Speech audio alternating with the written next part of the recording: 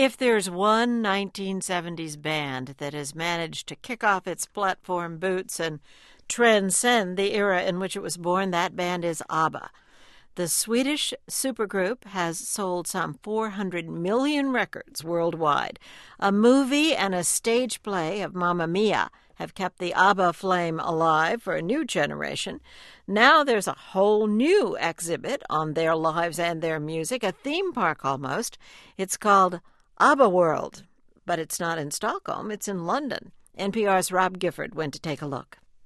It's a mystery to some how the music of four small-town Swedes has managed to endure for nearly 40 years. But last week, two of them, Björn, the one who wasn't bearded but now is, and Annie Fried, the dark one who's now blonde, turned up to officially open ABBA World, and they seem to like it. It's very true to what we were, you know. So it's quite moving as well. And, you know, it's like looking in a photo book. You remember a lot of details that you have forgotten, you know. So when you see the clothes, you know, where did we wear them, which TV show, which tour. Do you want it in Swedish or English? I think I have it in English. My Swedish is a little bit rusty. Oh, okay then. The language options on the audio guide that you're offered give a hint of the smorgasbord of Swedishness that awaits you. I alla visor och all poesi förälskar man sig om våren. There are videos of the early days, singing in Swedish and lots of high-tech interaction as well. Then, sure enough, there's a group of middle-aged Swedish ladies wandering through the exhibit, having the time of their lives. One of them is Ingrid Grandqvist, beside her, her friend Pia Lindqvist. Very proud. We were touched by what they have achieved, and for themselves, but also for Sweden.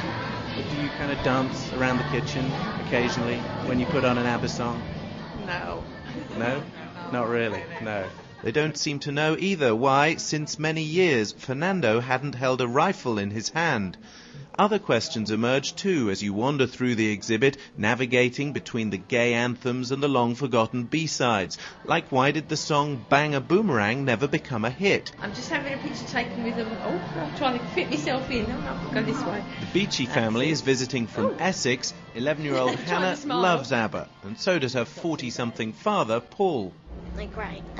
Why? What do you like about them especially? Because it's got girls and boys and they're singing. They've got like old-fashioned songs, but nowadays it's all like rapping. Even better than rapping. There's a recommendation. Although it is older music, I think it's still quite relevant to a lot of today's music. It doesn't sound out of place. Organisers say the exhibit will likely go to New York next year and end up on permanent display in Stockholm. If you go, like the Swedish ladies visiting today, you too can dance up on stage with 4 holograms of the band members. What is it, a video? A video. So you're going to dance? Yes. And it films you, and what happens? And then you can go into the website when you come home and look what you have done. Fantastic. And show all your friends in Stockholm that you danced with them at ABBA World. Yes. And there's the intro. I'll leave you to it. This is Rob Gifford, NPR News at ABBA World in London. And from NPR News, this is Morning Edition World, produced by Tracy Wall and Cara Tallo. Senior producers include Cindy Carpian, Barry Gordimer, Neva Grant, Jim Wildman, and Tom Bullock. Our executive producer is Madalika Sikka. The executive director of news programming is Ellen McDonnell. Morning Edition's theme music was written by B.J. Liederman and arranged by Jim Pugh. I'm Renee Montaigne. And I'm Linda Wertheimer.